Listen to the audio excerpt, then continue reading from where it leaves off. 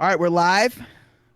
Episode, what are we on, Maddie? Is this 6 or 7? I'm running out of fingers here. I think it's I'm six. not sure. I think it might be episode 6 or 7 of the Rueb Show. We have a very special guest on today, our second guest, my buddy, good childhood, lifelong friend, Josh Solano. Josh, how we doing today? Great, guys. Happy to be here. Josh, Nice it's great to have you on the show. You're our second guest, and our first guest was a Lions fan, so there's literally no expectations for you. Like, there's only room to grow. So, like, please don't do worse than the Lions fan today, and we'll be doing all right. I'm glad the bar is set exactly where it is so that I could just barely meet that. Yeah. Hey, there you Perfect. go. Listen, shots fired at Jacob. I'm sure Jacob will listen to this. Shots fired. All right, Maddie, how are you? I'm good, man. I'm good. How was your weekend? So that was going to be the first topic. We have to do our Monday recap. How was the weekend? So my weekend, I don't know if you guys can see, my eyes can't really open that wide because I'm fucking exhausted. I had a fucking weekend. I worked all day Saturday and then thought it was a good idea to go hang out with some buddies and drink during the Syracuse game. Did some shots of Jameson. Have a lot of regrets. And then woke up and worked on Sunday. So, but how did your guys' weekend go? James, I think actually we may have kind of like led into this before the show started, but we had a mutual friend that we both saw on Saturday. Yes. And so he was drinking all day long is what we're getting at. I saw him at 3 p.m. You saw him at what time? I got there at 9 and we didn't leave until 3 a.m. And we were drinking that whole time. So just to out him, our alcoholic friend is Jesse Lammers, and he made me do shots of Jameson. So that's on him. God bless him. Are you talking like the Jameson and pickle juice or just straight Jameson? No, straight Jameson. Just straight Jameson. Is the pickle juice a thing in the North? No, I know. Yes, that is a thing. Like Okay. picklebacks. Yes, Yeah. that is a thing. Okay. Those are very good. But no, we just went all out and then, passed out and had to do it all again the next day. So, Matt, you got to tell us about your weekend. So this is the best part is you tell us about how, you spent some time with the family. Listen, I saw Brittany's Instagram stories. Go ahead. Take it away. Yeah, it was, we spent some time with the family, did some babysitting, and, just a real rager overall. I mean, so many shots were taken. It was, I can't even remember how many I took at this point. I mean, it was just Oh, my God. a pretty wild weekend. I did play some Call of Duty on Friday. That was pretty exciting. And, Riveting. I I haven't played Call of Duty in I think it's 6 months now. yeah. I mean, once I was able to go back outside, I was like, I'm done with this. After playing nothing but Call of Duty for 6 months. Yeah. But listen, I actually fired out a Facebook post today just talking about how awesome the past week has been. I mean, NBA trade deadline, the NCAA tournament, opening day this week. That's why we have Josh on the podcast today to talk some baseball finally. I'm so excited. I feel like it crept up on us. Like we just got thrown the NBA at us. Football was awesome. Now we're in the tournament, and then just like that, it's like spring training went by in the blink of an eye, and baseball's here. And so Matt knows nothing about baseball. What? I mean, No, I'm kidding. nothing No, I'm is just low. messing with him. I mean, No, my bar is low, but we did bring in an expert today. The bar is low, so that's why I did need to bring in my buddy Josh. He is unfortunately, I'm sorry to everyone, he is a New York Yankees fan. I apologize for having a Yankees fan on the podcast. I will have to do something for my sins. Yeah, so this is a big rivalry. You're Mets and Yankees here. This is going to be an interest. This makes the show even a little bit better. Yeah. Listen, there are those Yankee fans and there are those Met fans. Like the Mets rivals are, the Phillies, the Nationals, The Braves. not the Marlins, but the Braves. So to me, those aren't our rivals. I fucking hate the New York Yankees. I just do. I literally they are my least favorite franchise in all of sports. I do not want to see them be successful. And anyone as a Met fan who says that has not been in a group chat with 10 Yankee fans for their entire life. See, Matt, you want to know what my favorite part about being in that said group chat with James is? The fact that I don't have to worry about it because it's never been an issue for me. James despises everything there is to do with Yankee fans, Yankee players, and the organization as a whole. Ask me if I've ever lost an ounce of sleep from the New York Mets. Oh, There's doing never the been a little brother chance. thing. Is that what Here's we're the doing? The thing. little brother Here's the thing. thing? I could do that, but how often do I message you personally on a one-to-one basis just talking about all the moves that the Mets have? Nobody wants to see the Mets go ahead and be more competitive than I do in the East. So as far as that goes, you could go ahead and call me out if I'm wrong, but I love going ahead and talking shop with you with the Mets. No, you do, and that's why I have you on. I mean, you're my baseball guy. We talk baseball all year long, 365 days. Baseball is to us. I may, hype up other sports and whatnot and get into those, but me and you, we're always talking baseball. Whether it's December or March or September. I mean, we are always talking baseball. And you know what? Josh is just a really good guy and a great guy. I'm just okay. Like, I hope the Yankees fucking suck, and I'm okay saying that. Did you get your buzzer, Matt? We're probably gonna get demonetized on this one. Probably. Yeah. I mean, we're talking Yankees. What do you want me to do? I don't know. I mean, I'm just worried now about what our channel's going to get. We might just get our channel shut down from all your depressing conversations between the Bears and the Mets. I mean, there's going to be no positive news on this entire podcast. Yeah, I pitched an idea to Maddie today about adding a little something to the channel and calling it Mets Monday.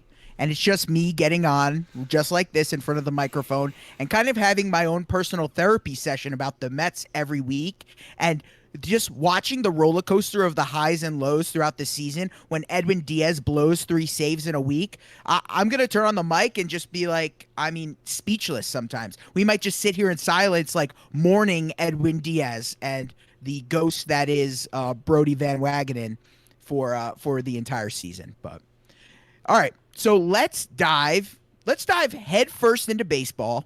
I'm crazy excited for the season. Josh, how excited are you that baseball's back?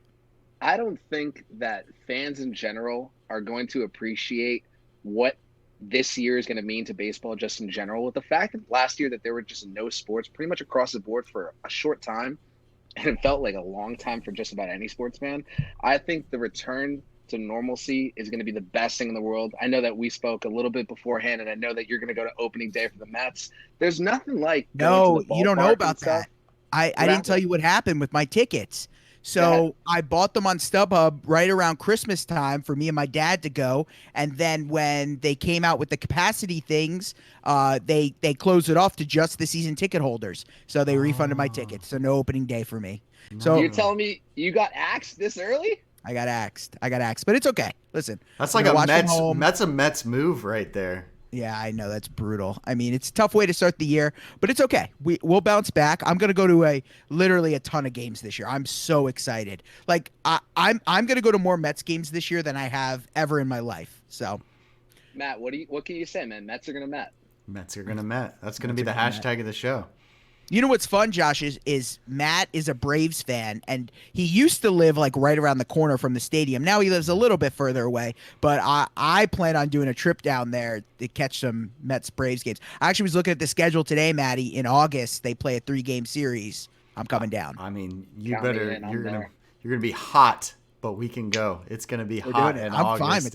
I'm fine with that. All right, so let's dive head first. So we're going to go division by division here, and then we'll hit on some individual player stuff. We're just going to baseball it up, which I'm crazy excited about. So let's start with what I think is a really competitive, interesting division at the top, and it has 2 stinkers in it, unfortunately, but the AL West with the Astros, the A's, the Angels, the Mariners, and the Texas Rangers. So obviously, the Mariners and the Rangers, bottom feeders in that division, not going to be very competitive. The Vegas odds have Astros as the favorite right now, which I think is fine. But I actually personally really think the Angels could make some noise this year.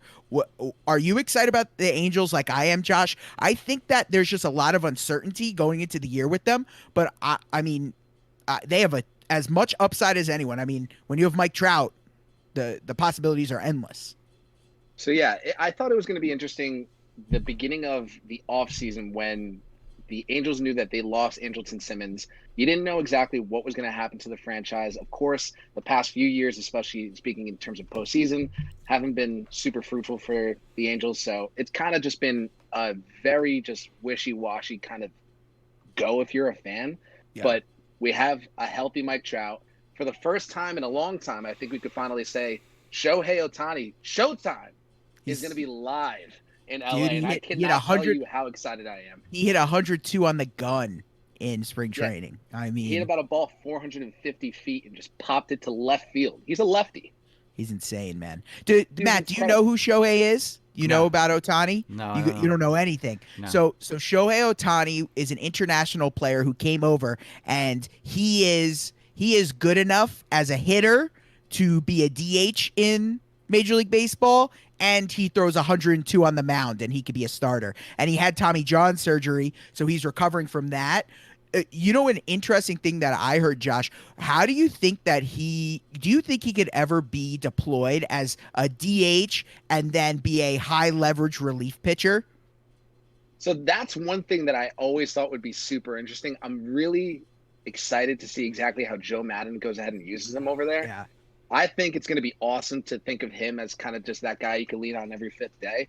But understandably, over the course of 162, there's going to be hitches where he's going to, mix in a spot start with the rotation. I love the idea, maybe a little bit later down the road, if it doesn't work out with him in the starting position, having him just play, a little bit of DH, maybe go into the outfield, shag a couple fly balls, and then come into the, the end of the game, 8th, 9th inning, and just throw some flames. Yeah. Yeah, this is a really interesting division because I think the A's, I mean, they got platinum glove at third base, Mr. Chapman. They have a pretty deep rotation getting Montas back from the suspension. It'll be, you know what? I don't know if he'll ever be to the level he was right before that suspension, but he's a very interesting piece. They did lose Liam Hendricks, but I still think the A's can be very competitive. One loss for them that's going to hurt is losing Semien. I mean, I think it's an underrated story about how good he was. I mean, he was an AL MVP candidate, and losing him to the Blue Jays, who we'll talk about later, who I love. I mean, that's a big loss for them. So for me, I do agree that the Astros are the favorite in the division, but I'm definitely most excited about the Angels' upside. Yeah, I think one of the biggest things, if not the Angels, you kind of want to go ahead and get past the idea of the 2017 scandal with the Astros. Let it be. You kind of just want baseball to move forward.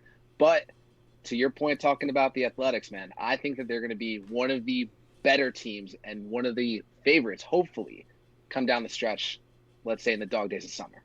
Yeah, they're a really deep team. Like they could be a good, like when you think of team baseball, you could be thinking about the Oakland Athletics, which is fun. And that's kind of the mold that the Rays have had the past couple years, just super consistent, balanced roster that can make some noise. All right, moving to a really fun division because there's a really fun team in this division, the AL Central. I know that there's a team here that we are both about to I don't know how to say this nicely. Censor. Yes. Yep. Matt's going to yell at the censor, but God, we love the Chicago White Sox in the AL Central. Do we not, Josh? I absolutely love them. They are maybe one of the deepest teams outside of another team we'll talk about in a second in the Minnesota Twins. They are one of the most fun teams in baseball right now with a good pool of young prospects coming up. I think they have head to toe 1 through 9, just an absolute stud of a lineup. Man, I think they're going to be fantastic. That Eloy injury sucks, man.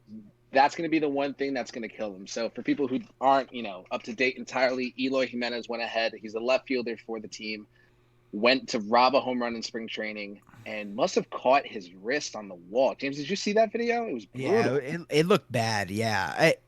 Man, what are you doing, Eloy? I mean, what is he doing? Come on. I know it's instinct, but come on, Eloy. I mean, we're not going ahead and giving him props for his defensive prowess. So, just go ahead and shag fly balls in the outfield and then hit 30 bombs in the air. Now you're out with a pectoral So it's not even a strain. He tore it, right? Tore a pec tear. He's out 4 to 6 months. Might be season Brutal. ending. It's brutal. I mean, they have the young guy Vaughn coming up. They might deploy him in left field now. He was going to be their full-time DH, but he may be asked to play, a wider defensive role. Abreu, man. I mean, this guy, he's getting older, and he just keeps freaking producing. And then their bright spot's been Tim Anderson as well over the past 2-3 seasons. He's stepped up in a huge way. They have Grandal as well. I mean, super deep lineup, and then another young, exciting stud in Luis Robert. So this is an awesome team, and you know who's coming back for them this year? Michael Kopech. I mean, we saw glimpses of what he could do in 2019. He opted out of the 2020 season, but I mean, he's back. He's back and ready to go. You're talking about another guy who could easily light up the gun at 102, has a devastating slider, and I've heard he's actually working on a solid off-speed changeup. So who knows if he actually mixes that in or not. It's going to be awesome to see. I want to go back really quickly and mention just a couple of guys that you talked about. Tim Anderson, I feel like, has gone completely under the radar, and I feel like it's insane to say, guy who has multiple batting titles at this point, to go under the radar. He is one of the most electric players on that ball field. I want for him to go ahead and take Luis Robert immediately under his wing, take another guy like Nick Madrigal, who's supposed to be their up-and-coming second baseman, who I absolutely love. Guy's going to be a speed demon and hopefully another offensive threat with a bat. I think he could hit for average too. I think he could hit for, he's going to be great. I want for Tim Anderson to just lean on those guys and just teach them exactly the ropes because he's unbelievable. Yeah. I think Madrigal hit like 400 at Oregon State or something like silly like that in college. Like he was just a freaking stud. So we could touch on the Twins here. I think this is going to be a dogfight for the division. They add Kenta Maeda, who we really like. I really like him from the Dodgers. And then I think what it comes down to for the Twins is, can Nelson Cruz defy age, right? Can this guy just keep mashing baseballs? The boomstick, baby. I love the fact. Stick. Listen, yep. There's nothing that gets me going more than guys who can hit absolute tanks. And especially me, myself, everybody knows this, anybody that knows me at all. I'm Dominican. I love my Dominican guys. Yep. Nelson Cruz has been one of the wrecking balls, one of the big forces in the American League for God knows how long now. The guy's entering his, 41, 42 age season? I mean, it's incredible. It's honestly incredible. I don't care if they need to DH him the entire year. And I actually saw that they were, if I was following the Twins correctly this preseason, they have him taking some reps at first base. So who knows exactly what his deployment's going to be around the field. Defying the age model. It's incredible. I agree. Dude's defying the age model. He's awesome. I mean, do you think the Indians can compete in this division? I don't think so. They have the third best odds. I mean, they're middle of the pack kind of.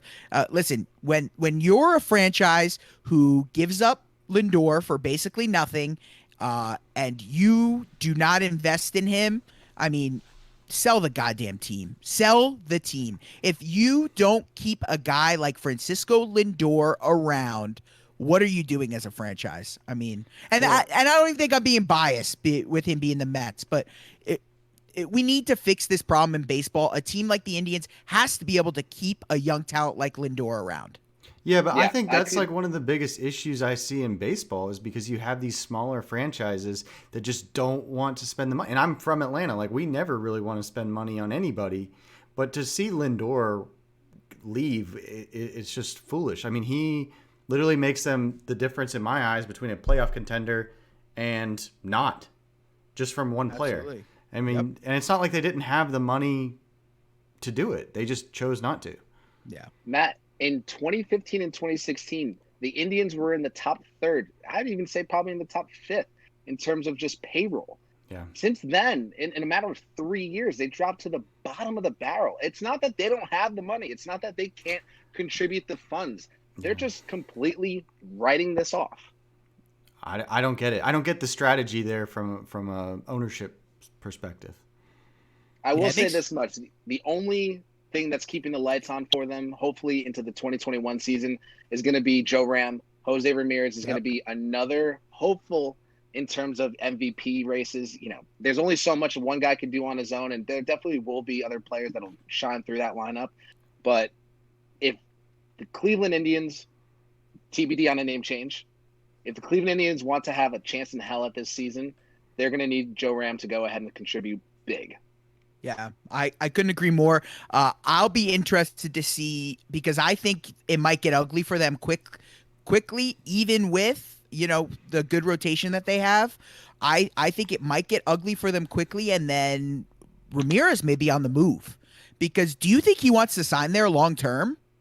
If they offered him an extension tomorrow, I think he's turning it down. I think it would be tough, especially to land him during the season. I don't know if it'll make any difference whether or not they extend an offer in that regard, but I'm interested to think, since you brought that up, who do you think could be the biggest landing spot for Joe Ram if that's going to be the case? I don't know. I think it's way too early to tell. I mean, you're going to need to find. I agree. It's way too early to tell. There's a ton of good third basemen that have been on the move or are on the market. I mean, we'll talk about Chris Bryant in a little bit. We saw Arenado move to the Cardinals and whatnot, but I don't know. I don't think they can let a guy like Jose Ramirez go. How, as a franchise, do you just let these guys walk away, especially when you have a guy, a freaking Cy Young Award winner in Shane Bieber? Yeah. Come on, now is your time. Ride the back of this rotation. Tristan McKenzie, I mean, come on. Now is the time. And you guys are just letting Lindor walk away for two shortstops who may not even play for you. I mean, it's insane. It's really going to prove later in the year to see exactly how much they actually go ahead and utilize or squander that rotation. And we'll be able to very easily, by the time June rolls around, come up with that conclusion. Yeah. So I have the White Sox winning this division. Do you agree, Josh? For argument's sake, I'm going to go with the Minnesota Twins. Okay. I think the injury to Eloy Jimenez is actually going to prove a lot more devastating than you initially may think. Yeah. I don't know if Andrew Vaughn is going to be as easy of a defensive replacement. Not that Eloy was a huge one in the outfield, but I do think that his bat is going to be sorely missed. Yeah, I can't really disagree with you, because I do agree the Eloy injury is massive, and we were talking a little bit pre-show. I do think, the White Sox add Lance Lynn. I don't know if he can repeat what he's done, what he did with the Rangers again. I don't know. I don't even remember what you said. Are you more confident in Lynn than I am? Because I don't love Lance Lynn this year like a lot of people do. I don't think he's going to be like a Cy Young candidate like they paid him and think he's going to be. Yeah, I don't know, man. I'm really torn. And I think that people are expecting Lance Lynn to be something that I think he may once have been, but is just not the same guy anymore. Yeah. I love Lance Lynn. I love the fact that he's a bigger guy who has the mobility and dexterity that he does. But I just don't think that over 162 he's going to be that same guy. Yeah, they're relying on a Keuchel resurgence as well. Listen, they should have invested more. They have the core. The time is now. They should have went out. Listen, they should have got Machado a couple years ago. They should have been in the Bryce Harper conversation. They have yet to land that big free agent that they desperately need to pair with this incredible core of young guys. They need a guy on their rotation desperately, and I could absolutely see them making a move well before, if not near the trade deadline. I guess it really does come down to whether or not Michael Kopech is going to be that dude this year. Yeah, they need Kopech for sure. All right, we'll go to another division. Really only two good teams in this one. The AL East, the Toronto Blue Jays and Tampa Bay Rays. They're the only two good teams in the division. Is there anyone else that you think has potential to win this division? Yeah. Matt, what's your thought on the AL East, just out of curiosity? I think that you guys are trying to pick on me at this point, and I'm not that, not that novice into baseball, so I don't appreciate that. And especially because I think the Braves are a great young team. No, that's NL East, Matt. Exactly. Testing you. You're on your toes. Yep, we're on our toes. All right, yeah, Josh, so do you think there's a good third team in this division besides the Blue Jays and the Rays? Yeah, little brother. It's called the New York Yankees. Let's be honest. Depending on exactly, it's the same story every single year. injury-prone Yankees are going to injury-prone Yankees. We need for them to go ahead and be healthy over the season. Already started. Aaron Judge is already starting, so I mean, like it's at this point going to be Void as well. Yeah, the tale as old as time. Will the Yankees stay healthy? Will we go ahead and get another pitcher down the stretch? I'm not going to say that the rotation is as deep as a lot of other teams because it's absolutely not. As far as the talent that's on the team, you have talent that could go ahead and lead you a long way. We cannot. I'm saying we, like as if I'm part of the franchise by any stretch of the imagination. I use me too. I don't care. As the Yankees are going to go ahead and compete for the East, you need to go ahead and have guys who have more definitive roles than just being the bench guy. You can't have a Tyler Wade or somebody like that carry you throughout the entire season. It's just not going to work over a prolonged time. Yeah, I agree. So, Matt, this is my question to you. I love that you're a little bit of, a more casual baseball fan, because if I told you that the Yankees 2 through 4 starters have a combined 3 starts in the last 2 seasons, would you think that's good? No, I mean, it's definitely not good. But the more confusing thing is how much money did they spend on those 3 positions that didn't play any games? So they've had Severino locked up. They actually got him on a good deal because he has dealt with some injuries in his career. So I like that they locked him up, and then they went ahead and added Corey Kluber and then they're adding Herman back to the rotation. He was out for, let's call them, I'll be nice today, we'll call them personal reasons. Thank you. I'm just going to say that first and foremost, but let's call it what it is. I mean, he had domestic issues off the field with him and his, I think, fiance or wife. I'm not entirely sure. That's not a hidden thing. I think everybody knows that at this point. I think the biggest thing that's going to affect the New York Yankees moving forward is going to be that rotation. There's a lot of question marks coming out of that 2 through 4. You could even say 2 through 5 because nobody even knows if Jordan Montgomery is going to be that guy either. So it really is going to be very interesting to see exactly how that plays out. It wouldn't surprise me if we have a 6th guy come into the rotation at some point. I love Clark Schmidt. People are saying he's not ready. People are saying that there's also going to be opportunity for him later on in the year because they want to go ahead and retain him in terms of just the ownership. I think that, you still need to get X amount of time in, but to continue to keep him as far as that goes. Mm-hmm. I'm losing the word right now, but you understand what I'm saying. Yep. And I don't know. It really does depend on the rest of the division. I'm not as high on the Rays as other people are. I am soaring for the Toronto Blue Jays. I think the Toronto Blue Jays are going to be the wild X factor in this division. James, we could go up and down this lineup if you want. Who are the most influential players going into the 2021 season for the Toronto Blue Jays? Best lineup in the American League. The Toronto Blue Jays. It's hard to dispute that, man. I mean, just go up and down, go position by position. It's incredible. Bo Bichette and Vlad Guerrero. Kevin Biggio. I mean, the list literally goes on. Marcus Semien, George Springer. Like, they, top to bottom, are the deepest lineup in the AL, and it just has an insane upside is what is so awesome about this Blue Jays team because they're so young. I mean, Lourdes freaking steals bases. Gurriel. Gurriel steals bases. Kevin Biggio steals bases. Vlad apparently is down 45 pounds. Oh, yeah. Have you seen that wagon coming into spring training, man? He is light on his feet. Yeah, listen. And there's been talk about him fixing his launch angle to try to get some home runs out of that swing.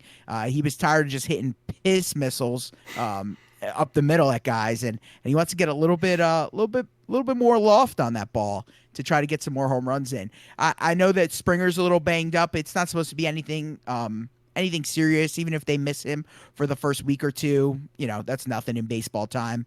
But yeah, I'm really excited about this Blue Jays team. I kind of wish Trevor Bauer went there because, I mean, we would be talking about them to win the division if he was there. I think it definitely would go ahead and contribute to the long-term success of the Toronto Blue Jays. One name that I want to go ahead and call out on that team, between Bo Bichette and Kevin Biggio, it is their team to run. I love the fact that they went ahead, they being the Toronto Blue Jays, and went ahead and got Springer because it's going to go ahead and give them a big veteran presence Going to give the guys at least a little bit of, that confidence boost, especially during the year. It's not going to be that COVID year 2020 where there's only X amount of games in the year. We're going full, full marathon. But I'm excited to see exactly how Bo Bichette and Calvin Biggio really contribute to the team. Yep, I completely agree. I still think, listen, I do think the Yankees are the favorites to win this division, obviously. I mean, we didn't even touch on Garrett Cole. We'll talk about him for sure when we get to the individual player awards later. What else can you say about him? The dude's incredible. He can carry the Yankees on his back alone if he's getting, 30 plus starts. He's going to be the one of the guys in the league this year who's going to push those innings limits. I think a big story, there's going to be two really big stories in baseball this year. One of them is going to be pitchers working it back very slow. Like I don't know how many pitchers we see throw 180 plus innings this year. I mean, there's going to be short leashes all around. A ton of bullpen usage, a ton of long relievers being used. I mean, you're going to see openers. We're going to see 6-man rotations. We're going to see it all on the mound this year. Just coming off the shortened off season, after the short season, a little bit of a different spring training. I don't know. Do you agree with that, Josh? That I think that's going to be one of the big stories is just pitching length will be down? I don't think that it's going to be solely the Tampa Bay Rays utilizing the opener as of this year. I think you're going to see big market teams, the Yankees, the Mets, pretty much everyone across both leagues utilize that as the season rolls on. There just is not enough time between that, shortened off season and the limited time that they had in spring training to get guys up and going at 100%. I mean, it's going to be tough. You're going to have your outliers. DeGrom, Scherzer's a psychopath. There's no way you're going to take the ball from him. But you're going to have your guys that are clear outliers, clear, bulls amongst the staff. They're going to still be fine. They might have a downtick in terms of total innings, but overall they'll still hit over 180 pretty handily. As far as the remainder of, the league in terms of average, I would not be surprised by any stretch of the imagination to see that overall innings go down. Yeah, I completely agree. And then the other story is the dead ball. I mean, how dead is this thing going to be? I don't think it's going to be as drastic as people think. Obviously, they still want home runs and whatnot. I think it really affects those, it turns those 25 to 28 home run guys maybe to more of, the low 20, maybe high teens range instead. I think the elite home run hitters are still going to get theirs. And I think it really affects like those middling guys who get more of those fly ball home runs that barely get over kind of stuff. I think it could have a slight effect on them. I don't know if it's necessarily the idea of baseball execs, the people inside of the big, war room being too afraid of the, the true, 3 true outcomes in terms of baseball moving towards that direction. I know that the casual fan is going to love always seeing home runs, always seeing strikeouts, but I don't know if I'm kind of torn. I don't know if I love the idea of this dead ball, quote unquote, or if I'm just excited just for guys to go ahead and be utilizing, the hit and run, just actually having some base running into the game. I don't know if that I'm the old school, if I'm the new school. I feel like I'm part of both. Yeah, I agree. One thing we should definitely just talk about, how do you personally feel about shifts in baseball? I'd actually like to hear Matt's opinion on this as well. Just, do you think that they're good for the game? And I know that in AA right now, they're testing some rules to get away from the shift and kind of ban it per se. But how do you feel about it, Josh? And then Matt, if you want to give your opinion on the shift as well. So to kind of expand exactly what they're doing in the minor leagues right now, to my understanding, they're going to have the 2 infielders on both sides of the dime, or both sides of the second base rather. So you can't go ahead and shift over that line. It kind of gives me, tennis baseball vibes. I was going to say, those are our tennis baseball rules. Yep. Some of the best in the world. But honestly, we're talking about professionals here. If you're going to talk about this at the MLB level, I don't see the reasoning to have that rule be implemented, at least not on the big stage. I do think that it does look a little ridiculous when you have a Joey Gallo come up and literally everybody but the left fielder moves. I think that's insane. I think it's also very quirky and very funny. It's very meme worthy, but I just don't see it being like an overall long-term shift. I kind of just like the way that the game's going right now. I love the analytics behind it. And I think that it just gives teams who are better prepared the edge that they deserve. Maddie, what do you think? Yeah, I mean, I think that it's in every sport, a rule tweak or change, not drastically impacting the game, could be fun. It gives a little bit of a, if it's done in the off season, it gives a little off season vibe. The discussion, you get some PR around it. But I like he said, I just don't really understand, like, in the MLB, you should be able to do whatever you want. And I kind of like when some of the baseball teams do some crazy stuff, like if they move everybody to one side of the field or do whatever it is, and then if someone cranks it the other way, they have the advantage. So I think the problem is not enough guys are, have the ability to do that, put the ball the other way, and the pitchers just, have immense control, can pepper that inside corner and, make it tough for guys to hit the other way. I think it's criminal that we are dealing with trying to fix this problem that they think they have, but yet we still, this is perfect segue because we're transitioning from the American League to the National League right now. I think it is a perfect segue. How the hell did we not get a DH in the National League this year? How many more pitchers have to get hurt swinging bats and running bases, Josh? Overall, I'm so glad that you brought this up because I feel like everybody who actually is a baseball fan is just going to be harping on that the entire year, especially when you have studs that are just going to go down in the National League that don't need to. It's entirely preventable. Overall, I think the shift to the DH, the universal DH, is going to be one that's unanimous.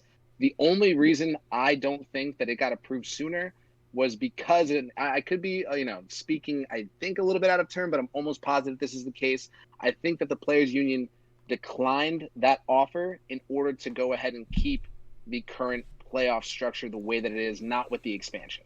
Is that right, James? Yeah, or am I? They're using it as a bargaining chip. They're hurting their game. They're hurting their game because, they're politicizing the DH. It's absolutely insane. And I dare you, I want to send the freaking clip when Jacob deGrom pulls his hammy running the first base, and I get on here and do my Mets thing. I'll be sending Manfred the goddamn clip because I'm going to lose my shit.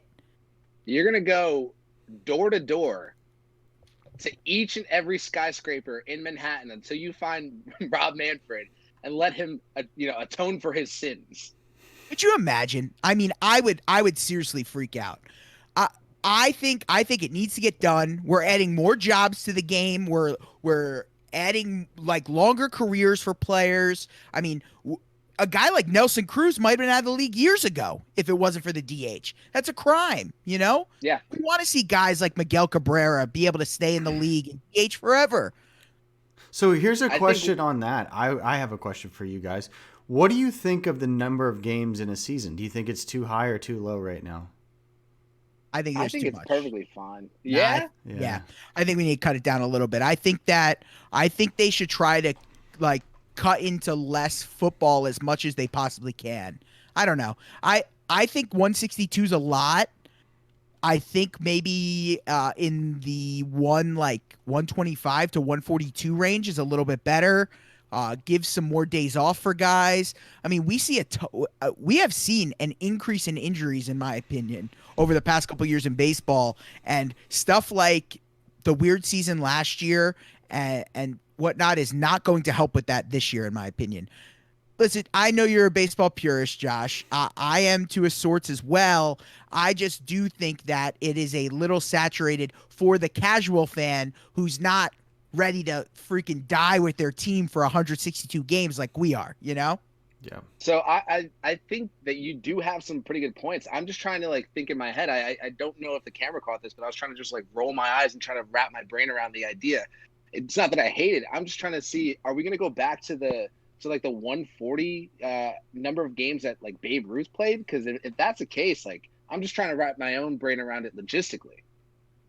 I think that's a good number though. I think it shortens the season a little bit. It gives those players a little bit more rest, maybe some less injuries, and maybe more exciting games. If the players are rested, you get to see those high caliber pitchers throw more often than they would,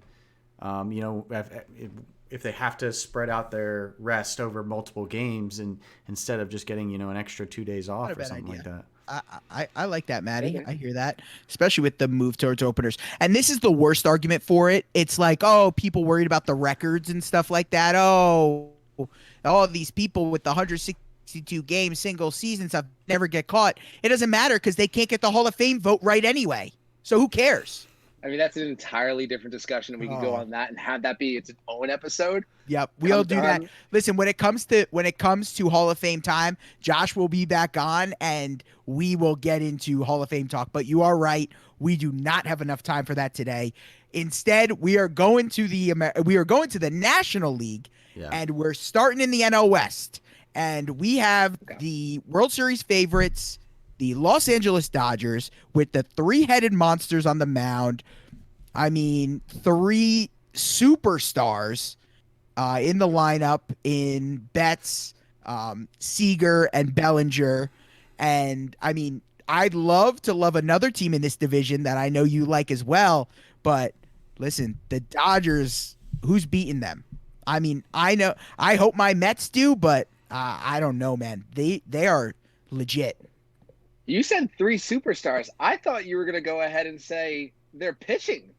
Well, that's what I said. Three-headed is- monster on the mound, three-headed monster on the mound, and then three superstars in the lineup. They have, The I mean, problem they have is- endless resources. That's we're talking monopoly money when it comes to the Dodgers. They got Oh, everybody and anybody. They They're got the, Max insane. Muncy, they're who the can New go York ahead and Yankees play of the 60 West. I don't even know if that's yeah. even comparable I love because that. it's almost insane. They have so many resources that it's just like laughable. Yeah. If it wasn't for the fact that we have another competitor in the division, it would just be the same old Dodgers. Yeah, there are three stinkers in this division. I mean, the Rockies, Diamondbacks, and Giants are bad, like real bad, really, really bad. I think, and James, I think you could agree with me as well that the poor Colorado Rockies just selling off Arenado like that. I think they may be one of the worst, if not in the bottom five in the entire league. Forget the National League, the entire league. So for the Rockies, fun fact: the $60 million that they're giving the Cardinals for Arenado's contract, that would be the fifth most lucrative contract that they ever gave out. Just that money that they're handing over to the Cardinals to finish paying off Arenado. So that's how pathetic they are. And interesting piece that'll be on the move is Trevor Story. That they are not going to pay him. They are not going to extend him, and he is going to find his way to a contender. So he's another guy that we have to look out for to potentially be on the move pretty soon into the season, if not for sure by the deadline, once they realize, that they're not going to be able to compete. I actually think the Dodgers start off the season in cores, so that'll be an offensive bonanza for them. It's going to be a lot of fun just to see the West be the West. The Diamondbacks, I know we haven't touched on them just yet, but between the loss that they have with Zach Gallen right now, it's going to be very, very tough to see them going out of the gate and being hot or being even almost relevant. I hate to put that on the Diamondbacks. I'm sorry, the Diamondbacks, but please prove me wrong because it's so much more fun when baseball is baseball. Please be good. I love when balls get hit into the tank out there and people are swimming around. COVID year, not happening, but still. Yeah. I agree. Listen, we buried the lead.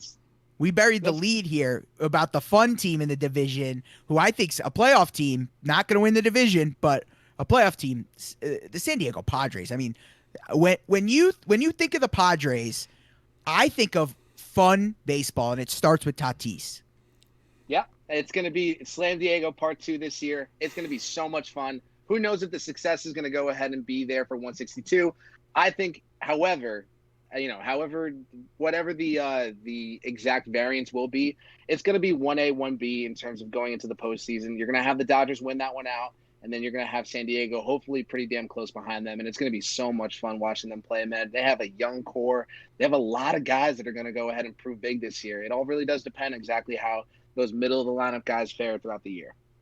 Yeah, I mean, look at the additions to the rotation, man. When you had a guy like Blake Snell, and they're not even going to have Clevenger this year. No, Clev's which gone sucks. right now, right? I mean, to me, the Padres can compete this year. The 2022 Padres are scary, like crazy scary. They're going to be 1 through 5, deepest rotation in baseball. in 2022 once they get Clevenger back. But listen, Machado and Tatis are on the left side of that infield. Hosmer at first base, who people kind of ridiculed that contract when it got handed out to him for the length and the dollar amount. Rightfully so. Let's not go ahead and Yeah. It was absolutely fairly criticized for the time being. Last year was a lot of fun seeing Hosmer go ahead and return to the Hosmer of old, the Hosmer that we'd like to watch in 2015. When the Mets, did the Mets thing in 2015. That was mean. No, but that was mean. It was fair. The San Diego Padres are going to be so much fun. One guy that I'm absolutely putting on the watch list, Dinelson Lamet. Yeah. He's going to be the one guy in that rotation that is going to be lights out to watch. Hopefully, and I'm praying for the guy. I really hope he stays healthy this year because that two-seam action that he has on his fastball is something else. Yeah, I mean, I've been a Chris Paddock stan forever as well. That rotation is so deep. And listen, those aren't household names either. People, if you're not a deep baseball fan, you don't know who Lamet is. He's not a household name, and I hope he becomes one because he is a special player. What about Mackenzie Gore? If Mackenzie Gore gets his time in the sun over there, it's going to be amazing watching the lefty. Dude, throw. if they give Gore innings this year, I really hope. Listen, I think they probably keep him down to start the year, but when he gets in that rotation, what's crazy is they're not going to have a place for Gore in 2022. I don't think. Nope. Which is Clem scary. Coming back. Oh my God, that's scary to think about. Padres are scary. The NL is scary. I mean, the NL's stacked. Let me ask you. I know we're getting ahead of ourselves, but in 2022, if Clevenger comes back and is Clevenger, do you have Mackenzie Gore be like a long relief guy? Like, is he going to be something like that? Is he going to be a spot starter? Because thinking about that rotation almost sounds insane right now. Yeah, and that was kind of the criticism when they kept getting these starters. So, like, you already have the deepest pitching prospect pool, and now you're adding all of these big-time guys. But and one thing to touch on that Hosmer contract again, it would have been one thing if that was the only guy they're investing in, but the Padres are showing that they're not a small market team. They're willing to invest. Not anymore. And anymore. They are doing what every team with a young core should do. When you have a guy like Tatis and you are a win now team, you go out and get Machado, go try to compete right now. I love it, man. I'm so excited. Me too. All right, so let's go to another division. The St. Louis Cardinals used to be, I think this is fair term, used to be the most competitive division in baseball. I'm not as excited about it this year. Is that fair? We're talking about the Central, right? I think you might have said the Cardinals were. Oh, yeah, the NL Central. Okay, cool. Yes, I think. Did I fuck up? Did I say something else? I think you might have just switched them up, but it's all good. I think we went ahead of ourselves because we know who's going to come out of that division, and you're absolutely right. It's going to be the Cardinals. Yep. The Cardinals are one of the most fun teams to watch. The biggest addition with Arenado, the fact that I cannot get my brain around the fact that Colorado is giving money to St. Louis to have that same player actively play double-digit games against them this year. That's insanity to me. Yeah. I mean, so it is really bad. Between the 1-2 punch of Arenado and Goldschmidt, you still have DeYoung on that team. You still have, I believe, Tommy Edman is still on that team playing middle infield as well. That team is going to be so much fun. I always loved like a guy like Harrison Bader, too, in the outfield. If they could go ahead and figure that out with the addition of Dylan Carlson, who – if you want to go ahead and watch out for NL Rookie of the Year, Dylan Carlson is another name to watch, playing first base and a little bit of the outfield. That team is so much fun. Yeah, I couldn't agree more. The Cardinals are my pick to come out of it. I think I'm way down on the Brewers and the Reds and the Cubs this year. Like I'm just not excited with the Central like I was a few years ago. You know, I mean, the Cubs, right before we came on, it's rumored that they did offer the extension to Rizzo, 5 years, $70 million. There's no way Rizzo accepts that, right?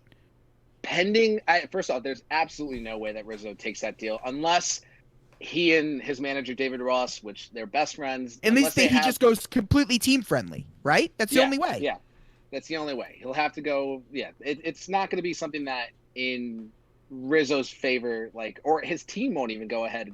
The guys who have Rizzo's back in terms of his representation, they're not going to go ahead and take a team-friendly deal when they know that he's as valuable as can be at first base. Yeah. Yeah. And then, I Chase, mean, across the diamond, we've got Chris Bryant as well. That's an interesting conversation. I mean, they haven't offered him an extension, and they did not trade him preseason. He's a guy they've got to move at the deadline, right? They have to. what is interesting to me about Chris Bryant is the quote that he had this offseason with all the rumors going around the past couple of years with him having, being in I don't know how many trade possibilities. The fact that he came out and said that he is just not having fun playing baseball anymore. Get that guy out. We love Chicago. I know, James, you and I love the city of Chicago. Get him the hell out of there. I know. For his own sake. Yeah, I think it's going to sting for Cubs fans that, the South Side is going to be really freaking good. I mean, they haven't had that happen to them since, the Burley years a few years ago. So they've been riding their high horse. It is insane to think about that the core of Baez, Contreras, Rizzo, and Bryant and Schwarber may all not be on the team. I mean, in the next 24 months, I don't know, even less, 12 to 18 months. Isn't that insane? I think the one thing that I'll say about the Cubs starting lineup moving forward, and not to say that their entire organization is going to go sell, which for the record, I think they will. Yeah, I just don't know how quick they go ahead and pull that trigger. One player that I want to be on the lookout for is Jock Peterson.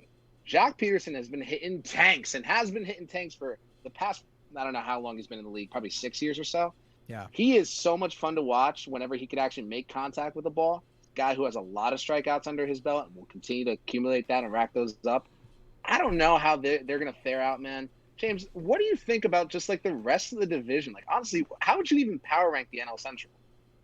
I don't know. I mean, it's Cardinals 1 for me. I prefer the Brewers. Just, I mean, we have former MVP Christian Yelich there. Woodruff had a fantastic 2020. He's coming in. He's one of the pitchers to watch. And then another pitcher in the division, Luis Castillo, is another interesting guy to watch. He could be potentially a guy on the move as well if the Reds don't start out hot. They could be dealing him at the deadline. So for me, it would go Cardinals, Brewers, Reds, Cubs, then, Pittsburgh. Yeah. I mean, that's just kind of where we see Pittsburgh just in general. They're going to be one of those bottom. I hate to call them a bottom feeder, but that's really what they are. They are. I don't know, man. It's going to be crazy to see exactly how that division lines out and to see if there's going to be even two teams that come out of there. I think it's doubtful. No way do two teams come out of there. The NL is way too deep. It's just way too deep. I completely counted out the East, which we could go ahead and talk about the NL Beast. Yep, that's what we're going to next. Best division in baseball, the National League East. Most competitive division by far, in my opinion. Josh, do you contest that? I think it is very much, if not the best, the second best. Just because I don't want to give you the gratification right now. Yeah, James, they're the best division in baseball, the NL East. Yeah, I mean, listen, you've got two juggernauts at the top with the Mets and the Braves. They're going to be battling it out all season long. Basically a pick 'em for the division right now. I mean, the fact that the Braves were able to lock up Albies, I'm salty about this. The fact that they were able to lock up Albies and Acuna for the deals that they did, I mean, the fact that I have to deal with those freaking guys for the next, 5 years plus together it hurts. And Freddie Freeman, another guy who he is just good at the game. MVP winner. That's it. MVP winner. Just good at the damn game. That guy, he's incredible. And you know what? He's one of those guys too. That this offseason he worked his ass off even after winning an MVP. Mm-hmm. Yeah, I think one thing with Freddie to note is he went through a lot of bad years with the Braves where the Braves were not good, and he finally waited and he was patient, and they signed all these young guys, and I was amazed that they kind of got everybody for the price that they did. I think that as young as they were, I think that Acuna especially could have gone and probably gotten more money elsewhere, but I think he wanted to stay in Atlanta, which was a good sign. But I want to know from you guys, what do you think of our pitching staff compared? So now you're gonna get me going. This is what I don't understand is that, I mean, we have Soroka coming back off the Achilles. How can the Braves? How can you sit here and anyone say like the Braves pitching staff can hold a candle to a healthy Mets staff? I don't think it Am I can. crazy, Josh? Yeah. Josh thinks I'm crazy. You have guys that absolutely could go ahead and compete with them. Don't make them sound like they're just some scrub team. You're talking about some big league ball players, man. You're talking about Max Fried. You're talking about Ian Anderson, who, by the way, has a great opportunity to be the NL Rookie of the Year. He's going to be a stud this year, and he's like their third. You have Drew Smiley, who's coming in, not to mention that they just signed Charlie Morton, who has a postseason presence. They have guys up and down that rotation who are going to be studs this year. I don't know how you don't see them as the biggest threat in the league to you. They're the biggest hurdle you have to go ahead and cross. They are. I have 2 words for ya. Jacob degrom. DeGoat, the best pitcher in baseball. There is no dispute. The best pitcher in baseball. So, listen, it's time I have to talk about the Mets now. Sorry, Josh, but it's time. God. The New York Mets go ahead and add Francisco Lindor this offseason. They add James McCann this offseason. They go ahead and add to the bullpen with May. Unfortunately, they're dealing with some injuries on the mound right now. Carrasco with a grade 1 hamstring tear, which is no bueno. It's undefined how long he'll be out, but that one hurts. But the one thing that the Mets have right now that they haven't had in years is rotation depth. I mean, it's the first time in years we have rotation depth. James, I'm going to stop you right there just for one question about that rotation. You and I have talked about this ad nauseum at this point. Oh, I know. Who is our one go-to guy, our must-watch pitcher that's not named Jacob degrom that's in that rotation? Who is the one guy coming into spring training with all of the videos, all the work that he's put in that you're excited most to watch? The Stroh Show. Oh, gotta be, man, right? That's your guy. Listen, people who know us know that me and Josh are absolute Marcus Stroman stans. Josh, he's one of if not your favorite pitcher, one of, right? I mean, we're talking about guys who aren't household names and go ahead and put them up against the regular marquee players in the league, the standouts. I think he's been one of, if not my favorite, talked about guys who doesn't get the shine that he does. Maybe his numbers don't go ahead and reflect that over the past few years that he's been in the league, but he had a short time in Toronto where he was awesome to watch. And I think the fact that he took the year off in 2020, got his mind right, is coming into the preseason rather this year with the Mets with a newly found changeup, a little Bugs Bunny action. I think it's going to be awesome to watch. Yeah, me too. I'm excited about it. And for me, I love that he's on the 1-year prove it deal because he feels like one of those guys who knows he wants to get his money. And he's gonna show out this year. And listen, then at the trade deadline this year, the Mets are gonna get Noah Syndergaard back. It's gonna feel like we made a big splash. Noah Syndergaard's pumping 100 on the gun here in spring training. I mean, he's already throwing. They had an aggressive target of May for him, but if we get him back in mid-June, late June, man. Listen, and then we go ahead, we add guys like Lucchesi who can what do you call it, the back end of a rotation. David Peterson's been awesome. I'm excited. I have good reason to be excited, Josh. Do you agree? Now, I'm okay. I'm allowed to be excited about the Mets this year. Matt, I'm almost nervous for you for when the time comes that Jacob degrom throws 8 innings of 3-hit baseball, no runs given up, and then Edwin Diaz comes in and the goddamn nuclear bomb just goes off. Oh, no. Waiting till that moment, it's going to happen at least once, and you know it because DeGrom gets limited help in years past. In years gone by, he's gotten limited help the days that he started. I think your offense is now newly revitalized. Lindor is not going to get enough credit for where his actions are going to be attributed to. It's going to be very tough to watch those old school Met 1-run, 2-run games because they're just not going to happen anymore. At least I don't think so. No, listen, top to bottom, dangerous lineup. Dude, we have Jeff McNeil hitting 6th. I don't love it. I don't love McNeil hitting 6th because I want this guy to get as many at-bats as possible, but that's how deep this lineup is right now. Dude, Dom Smith could be batting near the bottom of our order. He's a top 100 player in baseball. He's okay. I think that's Top 100 aggressive. stick in baseball. No doubt about it. I think that's aggressive, No, and no. I'm Listen, not even an Dom Smith's expert one of the here. best hitters. Dom Smith's one of the best hitters in baseball. There's no doubt about it. Matt, I know you're a Braves fan. I'm more excited for guys like Austin Riley and Christian Pache than I am for a guy like Dom Smith. Oh my God. You're more excited for Riley than Dom? Okay, maybe not Riley. Come on. I'll stick with Christian Pache because I love the kid to death. But I don't know if Dom Smith is going to have what he had last year. I mean, yes, it's going to affect him because you have Alonso back in the lineup. And provided that Alonso stays healthy, I know you desperately want to go ahead and give your guy, the polar bear, the love that he deserves. I just don't know if he's going to be the same dude. So here's the 3 key points for the Mets this year. 3 key points. Number 1 is the polar bear, Pete Alonso. Can he get back to that 2019 form? And listen, I know you're going to say, "Oh, it's spring training. It's spring training." He was the Mets MVP this spring training. The dude hit the freaking cover off the baseball. The polar bear is back. Okay, that's point 1. Point number 2 is the bullpen. Obviously. I mean, it's been the biggest thorn in our side for the past couple of years. I am a believer in Edwin Diaz. I'm a believer. Listen, the dude is still young. Yes, he had the yips, but listen, when last year when Jacob degrom taught Edwin Diaz his slider grip, it completely changed Diaz on the mound. He was lights out. Oop.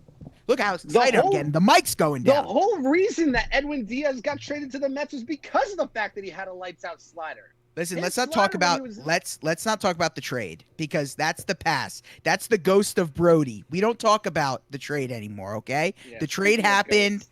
The trade happened. It's over with. Speaking of ghosts, how's Robinson Cano treating you?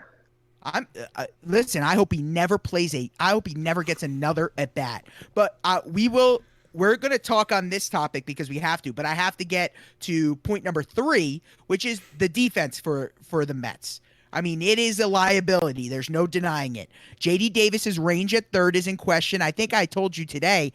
I think what do you call it? I think Luis Guillorme is going to play a lot more than I initially anticipated. I still want to see JD in the lineup every day against lefties, but against righties, I think that he's going to play way more than expected. Nimmo is not a true center fielder. We all know that. He has his limitations out there. I do think he can get better. And then Dom Smith in left, I mean, not his natural position. Would rather have him at first, and the Mets got screwed with no DH. So let me ask you this, because I know that there's going to be some plug-and-play action with the defense as far as that goes. You still have the ability to go ahead and give McNeil some time in the outfield if need be. I guess Conforto can go ahead and mix in some games at center. It's not ideal. You want to have him in right. We understand that. Yeah. I think the biggest opportunity that the Mets have defensively is, like you mentioned with Luis, I forgot his last name. Guillorme. I mean, you desperately want to say Guillermo, and you know that it's not it. Yeah. Luis Guillorme. One of the things that I said to you pre-show is that I truly believe that he's going to have opportunities with those frontline starters that you guys have, just to give the defensive edge that could be there. You go ahead and you'll put him at the bottom of the lineup, bat him 7th, bat him 8th, just to get that little bit of extra squeeze that you can, rather than having J.D. Davis out there just with his bum leg. It's almost not worth it. Yeah, his range is he has a really good arm, J.D. Davis, but his range is definitely a problem. We're going to see a ton of defensive. Move laterally. Yeah, he can't move laterally, and I think we're going to see a ton of defensive replacements with Almora Jr. This year out in center field. What I think will happen is later in the game with a lead, they'll take out Dom Smith. Oh no, they'll take out Pete, move Dom to first, and play Almora in center, move Nimmo to left. Will be a popular defensive change for them this year. I'm a little worried about the defense. We are going to lose games because of the bullpen. We're going to lose games because of the defense. Just more on the bullpen. A key player this year is Trevor May. We need him to be as good as I'm expecting him to be, especially with the ghost of Betances in our bullpen. This dude's throwing 92 right now, Josh. What a fall from grace, right? I don't know if I'd even call it a fall from grace, but I mean, yes, it is. Don't get me wrong, because the guy used to have electric stuff, but he can still get you out to the major league level. I don't think it's entirely like a lost cause. My question is, you guys still have Seth Lugo, right? We do. He's out. So what's the timeline for Seth Lugo, and how soon is he going to be your closer? Weeks. Because he's going to be your closer the second that you realize that, Diaz is going to drop more than a couple games for you guys. Stop. Diaz is going to be great this year. I'm just giving you the facts. You don't want to lose to the Braves. Stop. Listen, the beauty of Seth Lugo is that he can get those 6-out saves that I love. I love the way that we've utilized him in the past, and I hope we continue to do so. He's obviously a key. I've called him. I called him 2 years ago the best reliever in the National League because he was for that stretch of time. I mean, he went 30 straight consecutive batters retired. I mean, this dude's legit. He's a competitor. He doesn't have A+ stuff like some of these guys have, but man, is he good. I think that it's going to be a dogfight with the Braves in the division. Do you agree, Josh? And then I'll stop talking about the Mets. I think so. I mean, it's going to be that's really what the division is going to come down to. It's going to be that same 1A, 1B out in the NL West. It's going to be very similar in the East. I think it really is kind of like you said, that, flip of a coin. It really could go either way. You hope, and I never want to go ahead and mention injury. You want to go ahead and have your guys healthy throughout the remainder of the year. You don't want anything at all to happen to Lindor, but he's going to put his body on the line for everything. The biggest difference when it comes down to it is going to be how you're going to limit those guys' time off of the DL. Freddie Freeman has a tendency to go ahead and get banged up a little bit. Those guys are going to be the key difference makers, those middle of the lineup guys. And I think Lindor is going to be batting a little bit higher. I don't think he's going to be 3 necessarily, but no, he's going to hit second. That's the line they have right now. Yeah, it's Nimmo, Lindor, Conforto, Pete, Dom, and then McNeil is kind of what they've been rolling. Whoever can limit those injuries while prolonging their pitching staff is going to go ahead and come away with it. That's what I agree. Thinking. You know who's looked awful is Strasburg has looked awful this spring training. I mean, his velocity's down. He's been getting lit up. He threw this afternoon. He looked like a shell of himself. I don't know what it is. I don't know if he can get it back, but that was, as a Mets fan, really encouraging for me because, that guy's as dangerous as it gets. So I think he's notorious for having slow starts, though, isn't he? Yeah, I think that is right. Yeah, Sunday afternoon starts and spring training are not Strasburg's friend. He hates the heat, isn't he? That guy, he's really bad in the heat. He's one of those. You could have convinced me that he had JMO shots with you this weekend. I would have believed it. I mean, I have no idea. It's cool. I do some shots with Strasburg. Where'd he go? Where'd he go again? Was it San Diego State or was it Arizona State? I can't remember. I think he. Producer Matt, do you want to look that up for us real quick? Where Strasburg went to college? I forget which one it was. Yeah, we're gonna have to jump through the next division here because we've still got some trivia questions here at the end. We do. Listen, we could go for 2 hours. I really don't care, Matt. Producer Matt's stressing over here. We got a million topics. Matt's going wild over here. He's like, how long is this thing going to go? Me and Josh could talk baseball for hours, and I'm completely okay and prepared to do that. And I think that people are going to love it. Well, I think we're going to have to bring him on for another show because we're coming up on we're almost an hour 8 here already. So perfect. I hope we go to 2 hours. All right, Josh, we're going to go AL, NL winner, World Series winner. Then we're going individual awards. Cool. You want to start? Yes, I'll start. The Dodgers win the National League, and I'm not going to be happy about it. And the Yankees win the American League, and they lose to the Dodgers in 5. Wow. Okay. I did not expect for you to go ahead and give the Yanks as much credit as you did right there, so I'll take that as a little win for myself. I'm not happy about it. Here's my question to you, based off of your pick. When do you have the Mets losing? To the Dodgers. Okay, fair enough. So they go to the championship series. I think the Dodgers are going to go ahead and make their way back into the Fall Classic. I think it's kind of inevitable at this point. I don't want to call them, the I don't even know what it is exactly. Whatever the hell people call the Yankees, the Empire Strikes Back or bullshit like that. I think they're going to be an absolute wrecking ball. It's going to be tough. I do believe this, and I believe this wholeheartedly. The winner for this year's World Series will come out of the National League. I have the Yankees going far. I don't know if they'll come out with it all. I think it's going to come out of the National League. That's good. All right, let's fly through some player award stuff. For the American League MVP, for me, it's the guy who should win every year, Mike Trout. Easy. Best player in the next. I mean, really easy. National League, I think it's a way more interesting conversation, right? You can go a couple different ways here. Yeah, for me, I think it's Juan Soto.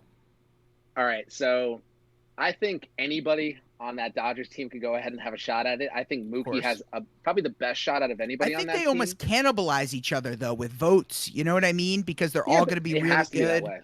Yeah, it has to be that way. You have guys who are going ahead and hitting, close, damn near 100 RBI seasons with 30 bombs. It's tough to not choose everybody on that team when it comes down to it. Yeah, I agree. Bellinger's another guy on that team who I think could do some real damage.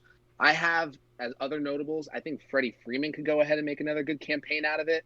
And I want to give a shout out to Nolan Arenado. I think him being in that lineup, him having the protection in that lineup that he so desperately deserves after all these years playing in miserable Coors Field, as beautiful as it is, without really that much protection behind him, I think he's going to have a fair shot at it for a change. Yeah, I agree. I think people definitely overinflate the road number concerns with him as well, which is probably driving his number down in the MVP voting. You could probably get a nice number on Arenado. So listen, I agree with that. For me, I'm going to go Soto, and then a close second behind him would be Mr. Tatis, is what I would go. Fair enough. All right, for Cy Young, for me in the AL, I might shock you with this one here, Josh. For me, it's going to be Lucas Giolito. That's my pick. That's my pick for AL Cy Young this year, man. I think he puts his White Sox team on his back. He gets to beat up on that average division, which is something that Bieber did last year. I think Giolito gets that same what do you call it?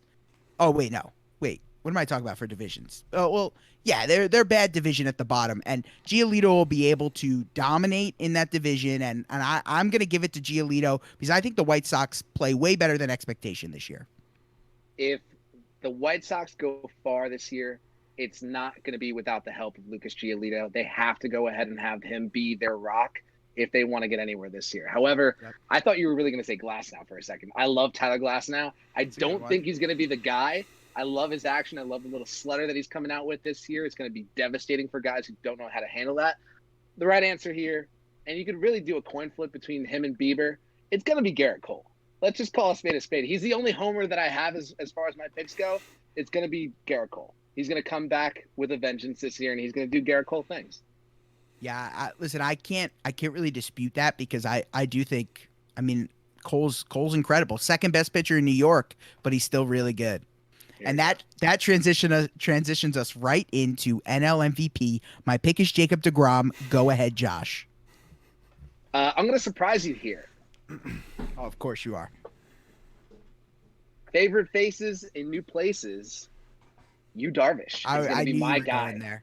I like that. Yu Darvish is going to be unbelievable. I think him and Blake Snell are going to have a fantastic time over in San Diego. It's going to be a lot of fun watching those guys just dice up guys. I don't know exactly how the 1-2 punch is going to go ahead and prevail over the season, but I think that Darvish has been bullying guys in the NL for years now. I don't think that's going to stop anytime soon.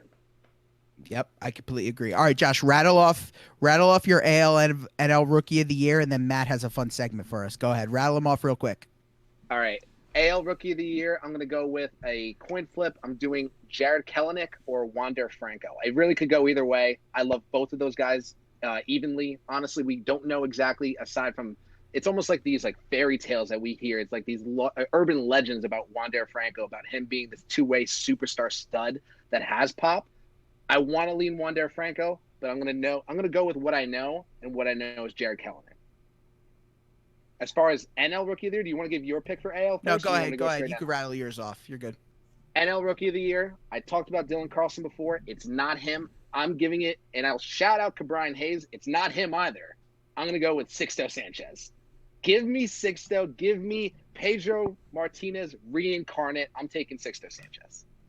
Listen, I like both your picks there. I drafted Sixto in my fantasy league, so those are two really good picks. I support those wholeheartedly. I know you wanted to get those rookie picks out. All right, Maddie, it is your time to shine, baby. So little context. I text Maddie today. So I called him and I said, hey, I really want to have my buddy Josh on to talk some baseball. Clearly, Matt sees why, because we could talk baseball forever. And I said, me and Josh are obsessed with trivia. I said, can you somehow, some way, get some trivia questions together for me and Josh. So Maddie hit up his boys. They got some questions together, and we're gonna see how this goes. Matt, how many questions do you have prepared? I think it's like 7 or 8. Okay. So listen, this is what we'll do. We'll do alternating. Josh, do you want to do? We'll do it snake style. Well, not snake style, but we'll go in order with the opportunity to steal, just like on our favorite trivia show. I'll go ahead and match the format if you want. All right, perfect. We know how it's going. All right, Maddie, go ahead. Guest can go first. Josh, you can go first. Go ahead. Ask Josh the first question. Well, and I just want some clarification here. I was told you guys are experts, so I did not hold any punches with these questions. I heard best in New Jersey or best in the Northeast or something like that. So, I mean, there's going to be some tricky ones in here. We'll go ahead and start out. We do love our baseball. So yeah, and Let's shout hope out. we don't make a fool of ourselves. Shout out Alex, friend of the show, for helping put some of these together. But who holds the record for the most hit by the pitch? Hit by pitch? Is this active or all time? All time. wow, All time hit by pitch. that's really hard. Pete Rose, final answer. That would be incorrect. Tough. Oh. I wanted to go just by total at bats, and I figured that he would have had something there. Don't give too much away. It's my turn. I wonder who this could have been. Wow, this one's really hard. Oh, we're just getting started. You guys better sit back. Right, I'm gonna go. I'm gonna go with. Is it Derek Jeter? No. All right, go ahead. Who was it? Craig. I'm gonna mispronounce this probably. Biggio. Biggio. Biggio. Yeah. We just talked about his son before, Kevin Biggio. Craig Biggio, that's a good one. That's a ton of freaking at bats. That is a good one. All right, Go ahead, Matt. Okay. This one's for me. This one's a little bit easier. Before every MLB game, the ball must be rubbed down with what substance? I mean, James, this is you, right? Yeah, this is my question. Yeah.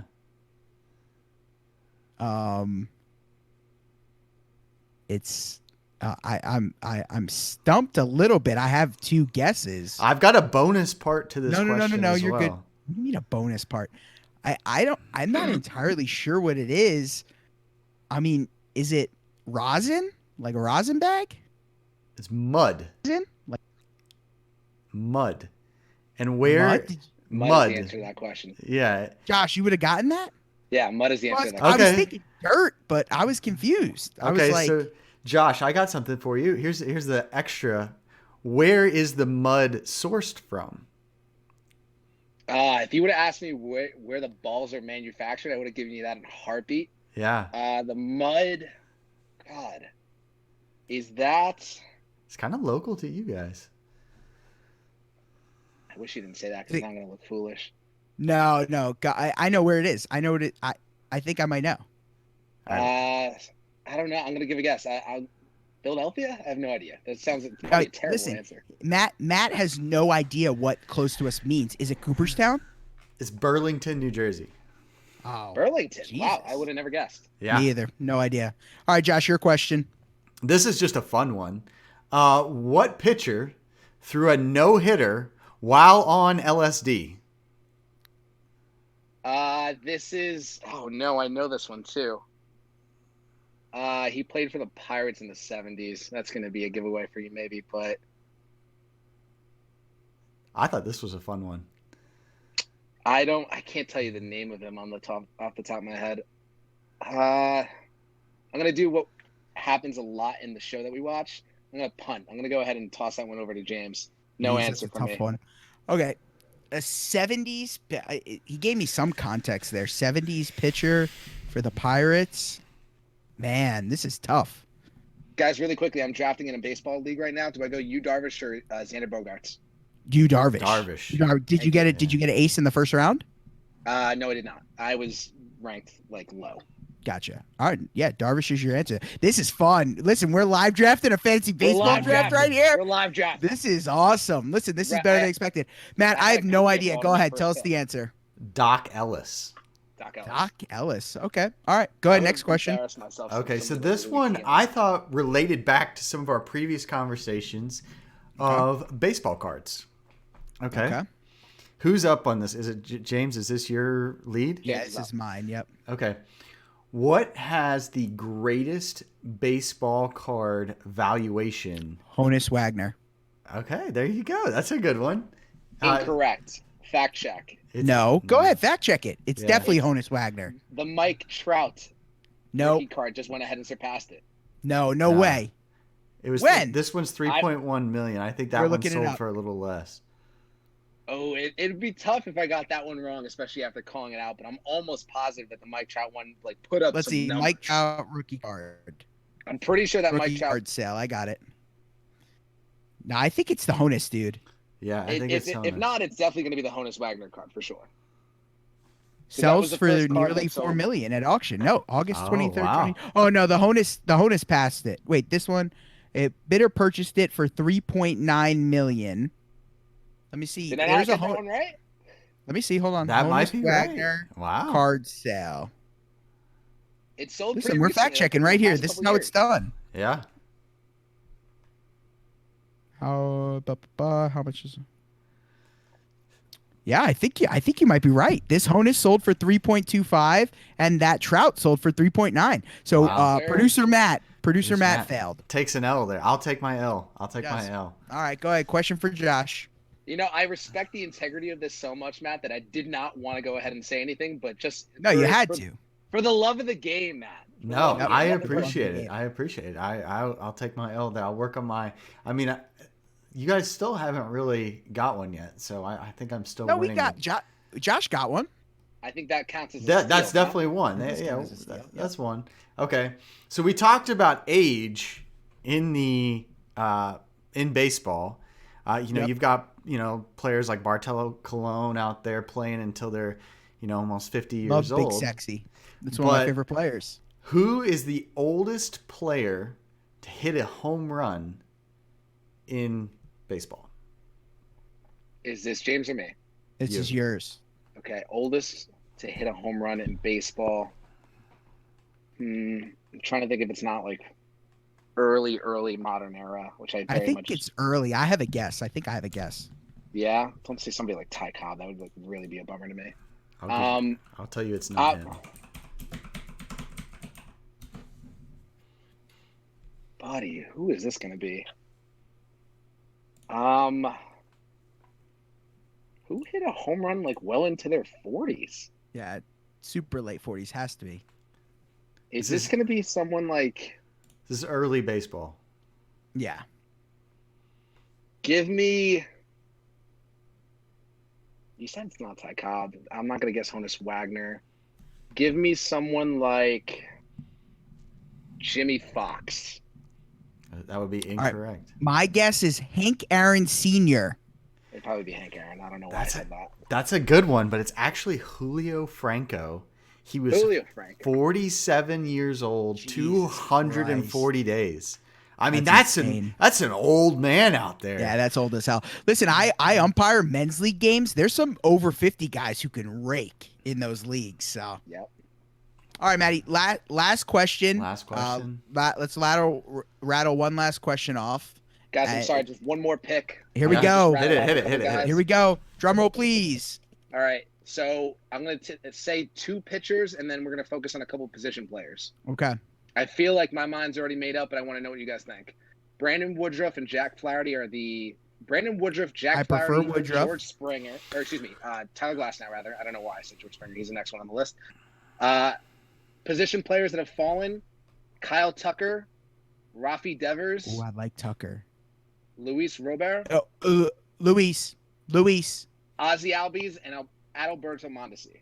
Luis, slam the button, Josh. Is that your lean or no? I was leaning him, yes. Luis, I was slam the leaning him. button. I was leaning him, and I'm playing in a categories league. Say what you want Yep. about it. I thought about Adalberto Mondesi, but the wraparound's coming, so I may I get do him like. anyways. If you get Alberto on the wraparound, that would be golden. That's who you should be targeting next for sure. All right, Maddie. Last trivia question. Go ahead. This is a fun one for me. I think this might stump you guys. What is the oldest continually operating team in the MLB? Is this for me or for Josh? I forget. This is for you. This is for me. All right. The oldest team in baseball Yeah. that continually operated, which means that they probably haven't had a team change. It's got to be one of the OGs. It's got to be one of the OGs. I'm going to go the Boston Red Sox. I kind of want to give you some credit there. Can I go ahead and amend his answer? Yeah, Go ahead. let's see if Josh can get it. I think Matt went ahead and brought a question of his own in. Is it the Boston Braves? It was, yeah. So it was the Boston But Red that's not Stockings. That's not continuously operated. It's not. It's continually operating. They never No, it's not. They never missed a season. That's like the Brooklyn. That's like They never missed a season. what are we doing here, Matt? They never missed a season. I told this guy, give us some questions, and he's getting two of them wrong. I feel like Was the Washington Senators the other answer? right. Hey, the Boston Red Stockings turned Oh my into God. my hometown favorite, the Atlanta Braves. I mean, I think that's a good one. Christ, what? Guys, Listen, help me out one last pick over here. I still have Brandon Woodruff, Adalberto Jack or no? Harvey, Rafi Devers, Ozzy Albies, Adalberto Mondesi. Adalberto. Yep, no doubt about it. Going to lead the league in steals this year, Adalberto. Appreciate it, boys. Perfect for the category league. Listen, we went super long here. We had a. How silly am I to think I planned a second category for tonight? I should have known that me and Josh were just going to get on here and talk forever about baseball. I mean, what's our runtime, Maddie? Like hour and a half, hour and 45 right here? I mean, we're approaching an hour and a half. Next time we're going to have to schedule Josh on for 2 separate episodes. This was awesome. This was so much fun. I love talking baseball. Josh, thank you for coming on. Any parting words for the people? No, I mean, honestly, just glad to have me over here. I mean, this is a ton of fun. Matt, thank you so much again for the opportunity. James, always a pleasure, bud. And I will leave with one just parting note. Anybody who wants to bet their friends the house on this, the Braves over the Mets to win the division. The Braves over the Mets to go further in the year. Easiest lock of the year. Wait, Josh, do we already have a bet on this? Do we already have a bet? Me and Josh already have a bet. Can I get Matt to be on record for a bet here on the show? What's the Braves versus the Mets? I'll go better. I'll go to win the division. I'm not gonna take that. I'm not gonna fall for your peer pressure because I know what you're trying to do, and Josh is already in on it. Pure principle. Josh is already in on it.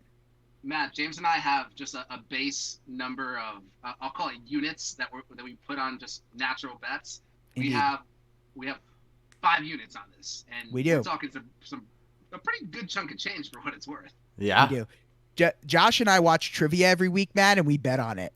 That's how you guys need to brush up on your trivia. It seems like here. Yeah. It wasn't that such bullshit, Josh. That was bullshit trivia. We might need to just in case if like the Montreal Expos is one of the next answers for us that we'll have to worry about. The Philadelphia A's maybe. Yeah. Matt didn't even know the Expos were a team. All right, we've gone long enough.